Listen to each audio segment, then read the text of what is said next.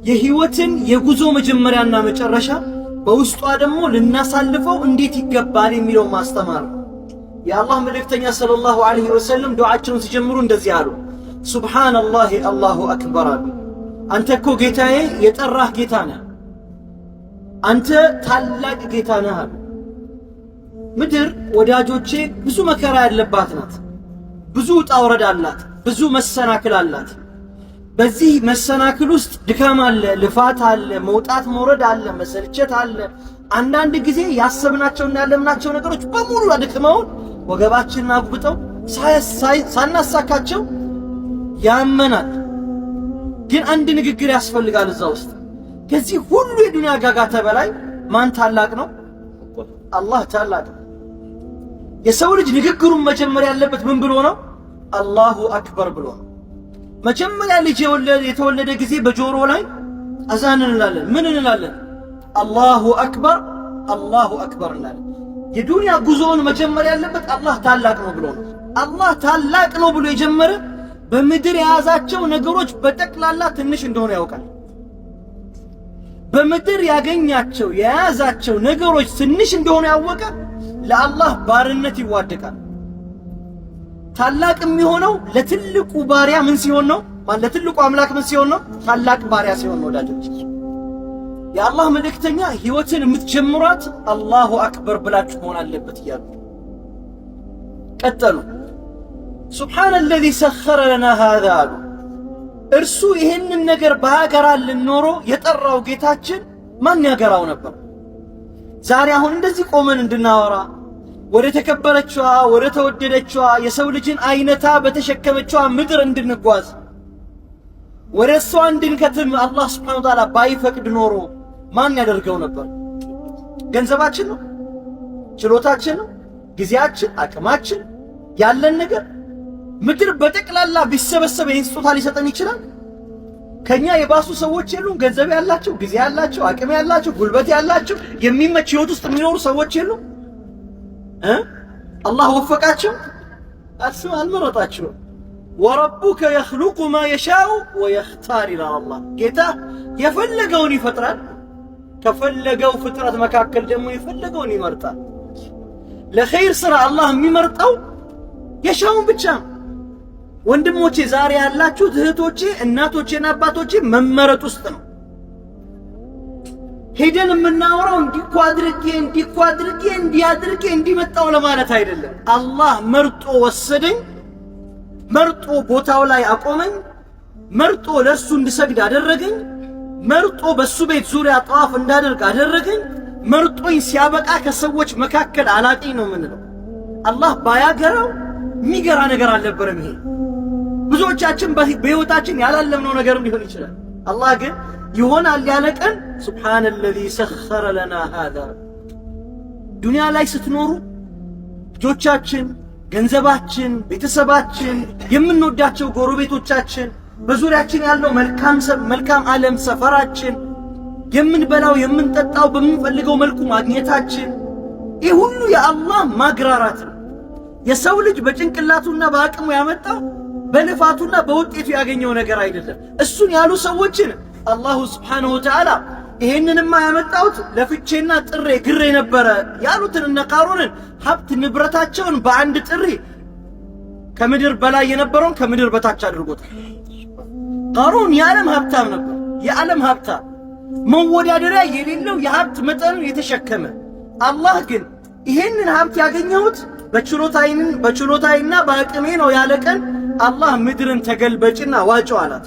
ምድር ተገለበጠች፣ ቃሩን ቀረ፣ ታሪክ ሆነ። አላህ ባያገራው እንዲህ አይከሰትም። ሁልጊዜ ይሄ የሚያስታውሰን አላህን ካላቅን በኋላ ለተዋለልን ውለታ አላህን ማመስገን አለብን ማለት ነው። አልሐምዱሊላህ ረቢል ዓለሚን፣ አልሐምዱሊላህ። ይሄንን በረሃ ማየት መታደል። የአላህ መልእክተኛ ሰለላሁ ዐለይሂ ወሰለም በዚህ በረሃ ነበረ ለ9 ቀናት በእግራቸው። አሁን በምታዩት እናንተ እሺ ውስጥ ናችሁ፣ ወንበር ላይ ናችሁ፣ አይገባችሁም። ሐቂቃ አይገባችሁም። መምታት አለበት ፀሐዩ፣ አይገባችሁም።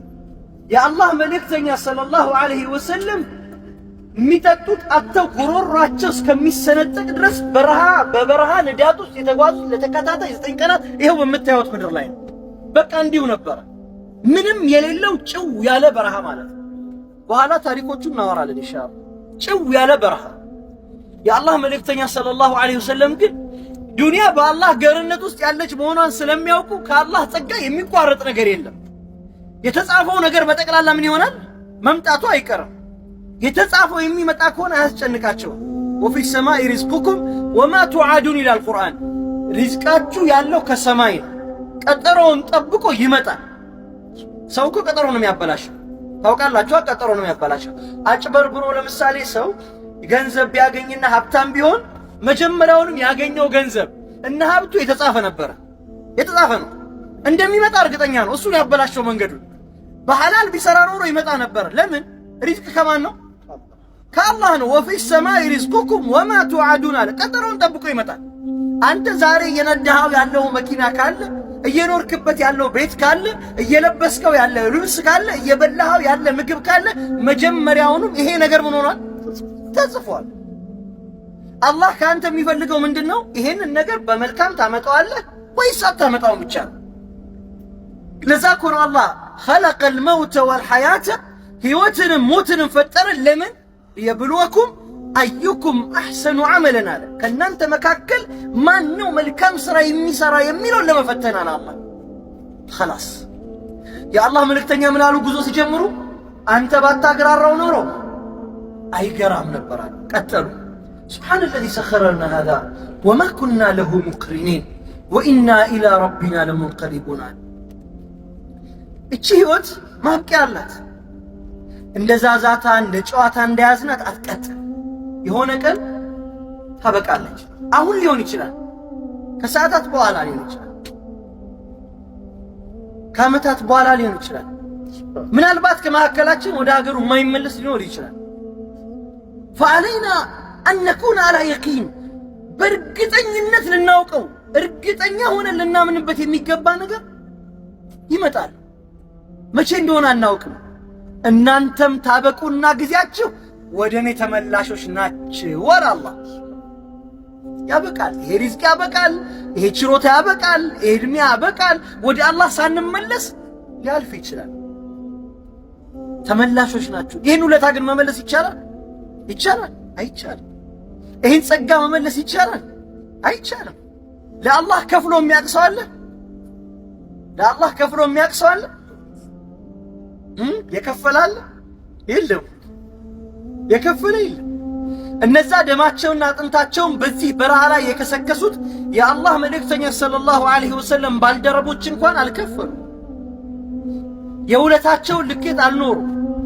ወዙልዚሉ ሐታ የቁለ ረሱሉ ወለዚነ አመኑ መዐህ መታ ነስሩላህ፣ መቼ ነው የአላህ ድል የሚመጣው ብለው እስከሚንቀጠቀጡ ድረስ በዚህ በረሃ ንዳድ ውስጥ ደማቸውንም አጥንታቸውንም የሰጡት አስሐቡ ረሱልላህ አልከፈሉ።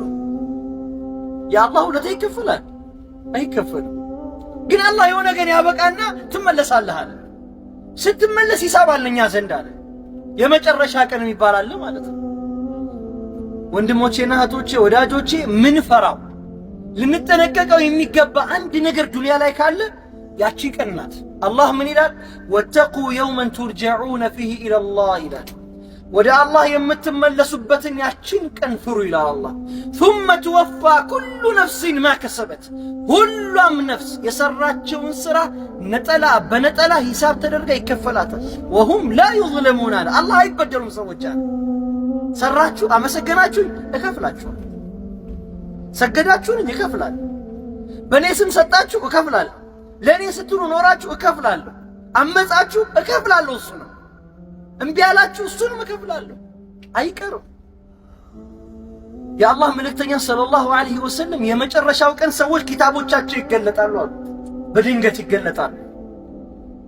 ኪታቦቻቸውን ማንበብ ይጀምራሉ። በስማቸው የተጻፈውን ድርሳን ማንበብ ይጀምራሉ።